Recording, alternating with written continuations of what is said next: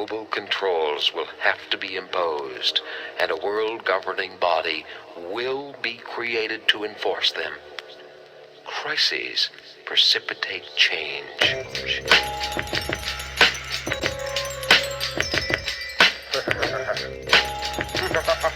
Secretly plotting your demise. I want to devise a virus. How you doing, everyone? Darko 2012 here with Global Government News, and I hope everyone is doing well today. And it's February 17th, 2010, and I'm covering another article that's coming from the London Guardian. It's titled "China Sells 34 Billion of US Treasury Bonds." And I just wanted to go back to the person, the ex-federal, I'm sorry, yeah, the Fed chairman, Alan Greenspan, who was quoted as saying that the Federal Reserve System is its own body when it answers to nobody. It doesn't have to answer to the government or nobody. And so let's see what he has to say. Greenspan not worried Chinese will dump treasuries. This is Tuesday, January 12th, 2007. Everything's going to be all right, America. Everything's going to be all right. You don't think he would lie to you, would you? Do you? He wouldn't lie to you. He's your daddy. And so, yes, China sells 34 billion of U.S. Treasury bonds. Analysts fear Beijing's move may suggest a loss of faith in the American government's economic policy. And this comes after Treasury Secretary Geithner was making comments about China's manipulation of currency, right? Because the U.S. doesn't do that. And says here, China sold 34 billion worth of U.S. government bonds in December, raising fears that Beijing is using its financial muscle to signal that it has lost confidence in the American policy. U.S. Treasury figures for the period ending in December 2009 show that, following the scale, China is no longer the largest overseas holder of U.S. Treasury bonds. Beijing ended the year sitting on 755 billion worth of U.S. government debt, compared to Japan's 768 billion.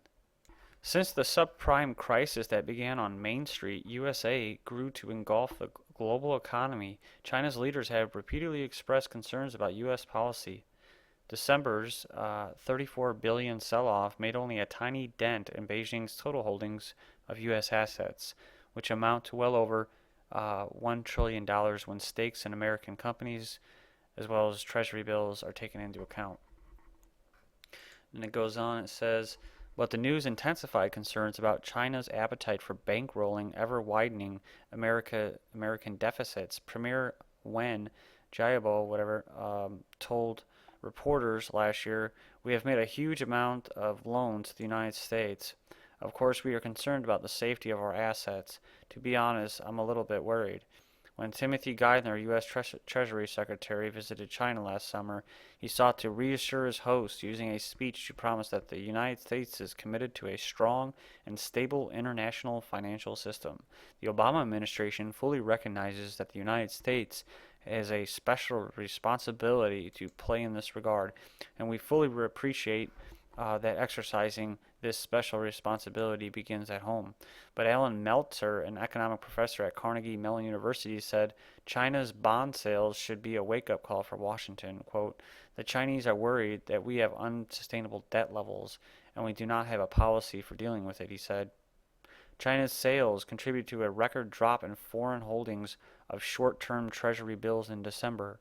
In all, net overseas holdings of short-term bills fell by $53 billion. The previous record was $44 billion in April last year. However, there was a little sign that the world investors as a whole have lost their confidence in the U.S. dollar as a safe haven currency of their choice. Overall, the U.S. saw a net inflow of $60 billion as investors more than offset sales of short-term debt by buying longer-term securities and shares. Japan, Britain, Luxembourg, and Hong Kong made sizable purchases, with the UK buying $24 billion of U.S. government debt.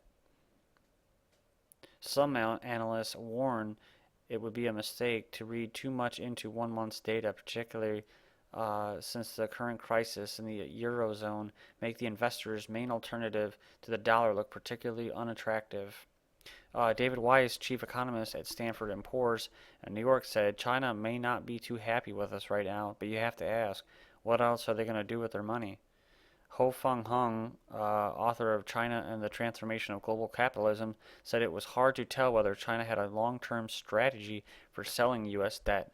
I think decision makers know very well that at any large-scale selling of U.S. Treasuries won't do any good to the Chinese economy, which still needs a sustained recovery of the U.S. economy to pull its exports sector. Such selling will also devalue China's existing holdings of treasuries, he said. Dumping treasuries will also entail the problem of what to buy in return, definitely not euro or yen assets at the moment. And it says, however, America must sell an unprecedented volume of treasuries in the coming years to finance its record deficit and pay the cost of bailing out Wall Street and kickstarting the economy with a $900 billion stimulus package. Any evidence that foreign investors are beginning to doubt Obama's promises to bring the public finances under control will spread alarm in Washington. So, yeah, there you go, guys. Everything's gonna be alright, right? Everything's gonna be alright, yeah. Everything's gonna be alright. And he's saying peace, man. You know, everything's gonna be cool. And you just listen to what most mainstream media has to say, and listen to Greenspan and Geithner and Obama and the next Republican that gets voted in, and everything's gonna be okay. Everything's gonna be all right. Thank you.